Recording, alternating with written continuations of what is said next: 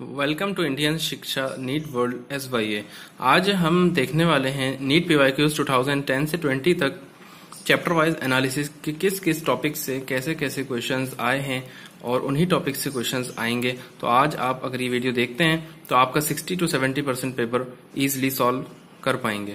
चलिए हम देखते हैं। सबसे पहले केमिस्ट्री में पहला चैप्टर सम बेसिक कंसेप्ट्स है। उसके बारे में अगर हम बात करें, उसमें मोल मैक्सिमम नंबर ऑफ एटम्स जो मैक्सिमम नंबर ऑफ मॉलिक्यूल्स पूछता है उससे क्वेश्चन 3-4 बार आ चुका है। मोलैलिटी से क्वेश्चन आया है, लिमिटिंग रिएजेंट से, परसेंट प्योरिटी और पीपीटी फॉर्मेशन वाले जो क्वेश्चन होते हैं वो आ चुके हैं 10 ईयर्स में। अब बात करते हैं एटॉमिक स्ट्रक्चर की। एटॉमिक स्ट्रक्चर में N+L रूल वाला एनर्जी स्पेक्ट्रम सीरीज से आया है क्वेश्चन, नोड्स से आया है, प्लेन से आया है, नोडल प्लेन्स जो होते हैं, थ्योरी बेस्ड क्वेश्चंस कुछ आए हैं और क्वांटम नंबर तो बहुत ही ज्यादा इंपॉर्टेंट है। केमिकल बॉन्डिंग की अगर बात करें, केमिकल बॉन्डिंग में bond order, bond angle, hybridization, isoelectronic species, isostructural, dipole, polar molecule, paramagnetic और डायमैग्नेटिक स्ट्रक्चर। इसकी मैं PDF आपको नीचे अटैच कर देता हूं, आप वो ले लीजिएगा। अब हम आ जाते हैं पीरियोडिक टेबल पर। उसमें नेमिंग आई है, नेमिंग करने को देते हैं या फिर वो दे देते हैं और ग्रुप और आपसे पीरियड पूछते हैं एलिमेंट का एटॉमिक नंबर देके। ऑक्साइड्स का नेचर पूछा जाता है, ionisation enthalpy, electron gain enthalpy और एटॉमिक साइज या आयोनिक साइज से क्वेश्चंस आते हैं।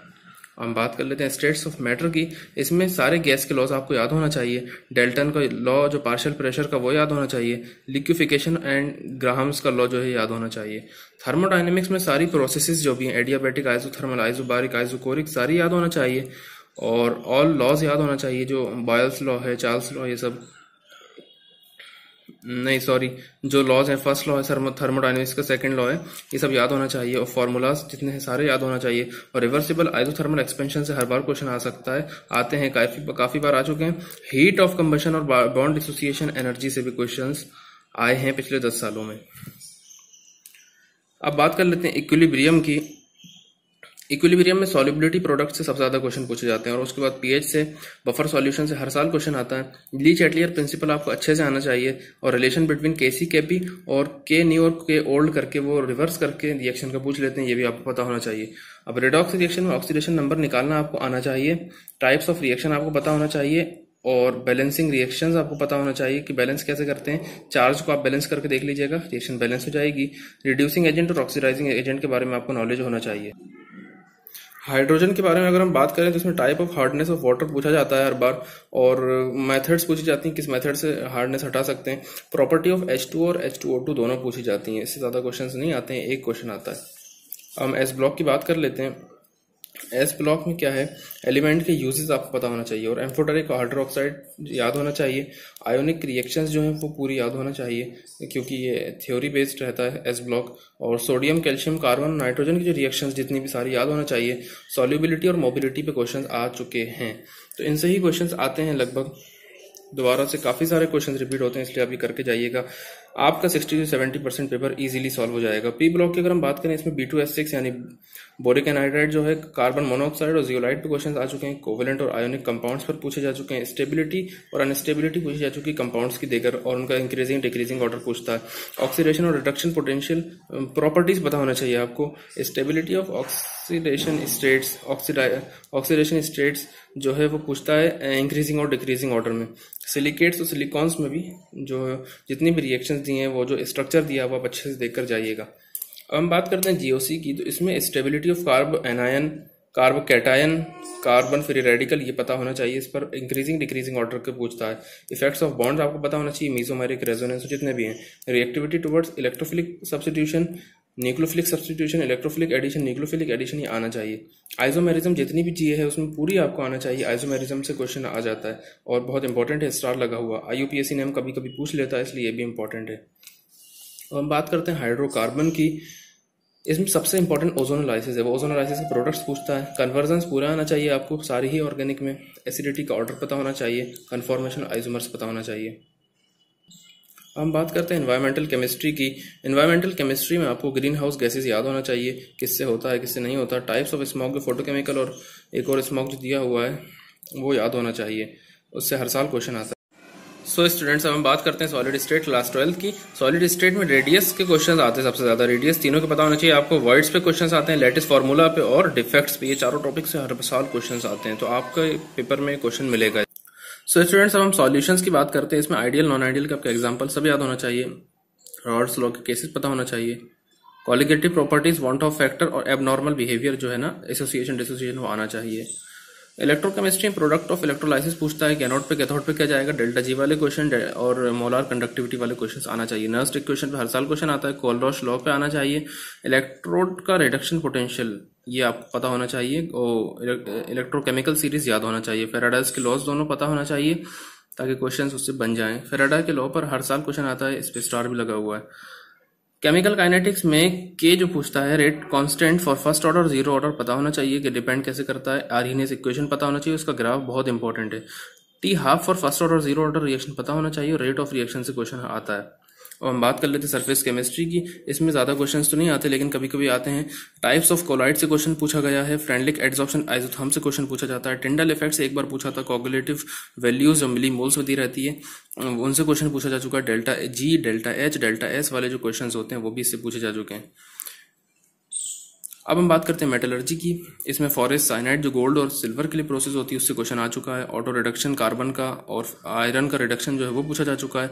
एल्यूमिनियम का एक्सट्रैक्शन कैसे करते हैं वो पूछा जा चुका है। ओर्स का नेम और एलिंगम डायग्राम से पिछले साल क्वेश्चन आया था 2019-20 में। प्यूरिफिकेशन मेथड से भी क्वेश्चन आ चुके हैं।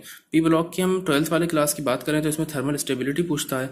जिनॉन के कंपाउंड्स बहुत इंपॉर्टेंट, उनका स्ट्रक्चर भी पता होना चाहिए। ऑक्सो एसिड्स जो होते हैं जिसमें ऑक्सीजन आता है, उन एसिड्स का स्ट्रक्चर आपको पता होना चाहिए।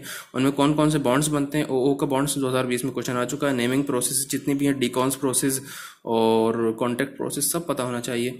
और PCl5 के रिएक्शन जो है वो पता होना चाहिए। PH3 यानी फॉस्फीन का रिएक्शन पता होना चाहिए। इंटर हेलोजन जो कंपाउंड्स बनते हैं उनके केसेस आपको पता होना चाहिए। और एसिडिटी और बॉइलिंग पॉइंट का ऑर्डर आपको याद होना चाहिए। हम बात कर लेते हैं DF ब्लॉक की। DF ब्लॉक में कैटलिस्ट से क्वेश्चन पूछे जाते हैं, KMnO4 से क्वेश्चन पूछे जाते हैं। KMnO4 बहुत इंपॉर्टेंट है। DD ट्रांजिशन और पैरामैग्नेटिज्म और मैग्नेटिक मोमेंट से क्वेश्चन पूछे जाते हैं।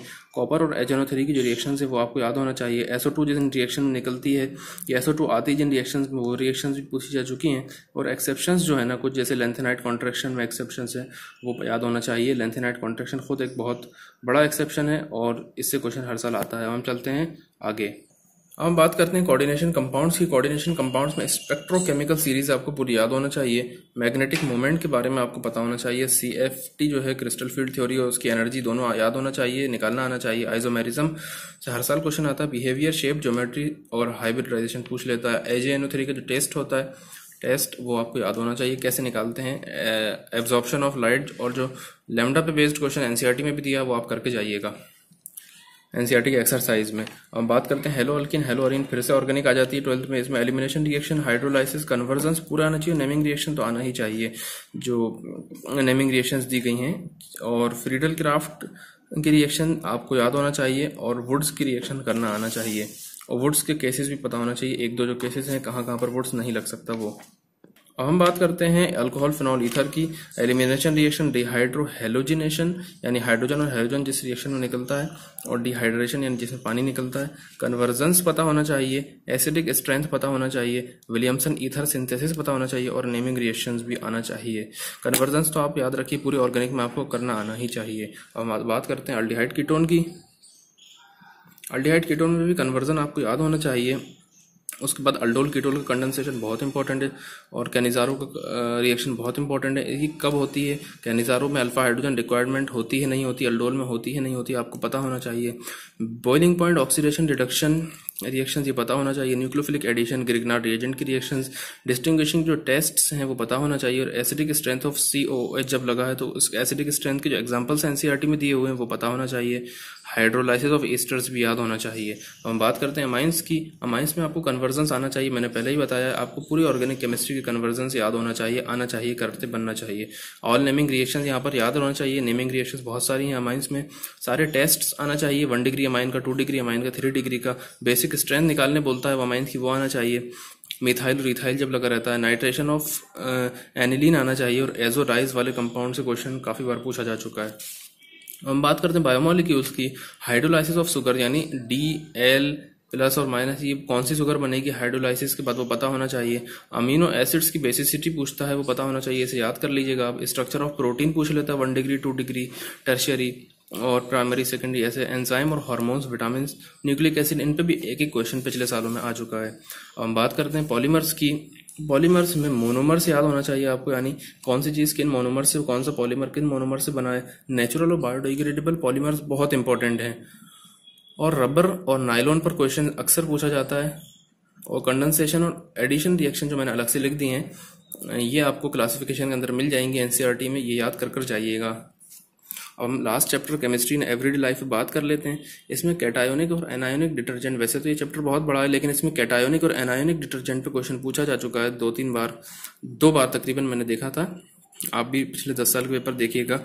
एंटीबायोटिक्स और इस एंटीसेप्टिक्स, एनाल्जेसिक, इन पर क्वेश्चन आ चुका है। डिटॉल पर क्वेश्चन आ चुका है। आर्टिफिशियल स्वीटनर्स पे क्वेश्चन आ चुका है काफ़ी बार। और एंटी हिस्टामिन पे क्वेश्चन आ चुका है। ये हमारी पूरी केमिस्ट्री का एनालिसिस हुआ। I hope you like the video. अगर आपको वीडियो अच्छी लगी है इसे लाइक, शेयर, सब्सक्राइब भी करें और सारे दोस्तों को अपने पहुंचाएं ताकि उनका पेपर भी अच्छा जा सके। और नीचे कमेंट करके बताएं अगली वीडियो किस टॉपिक पर बनाई जाए। All the best for your exams.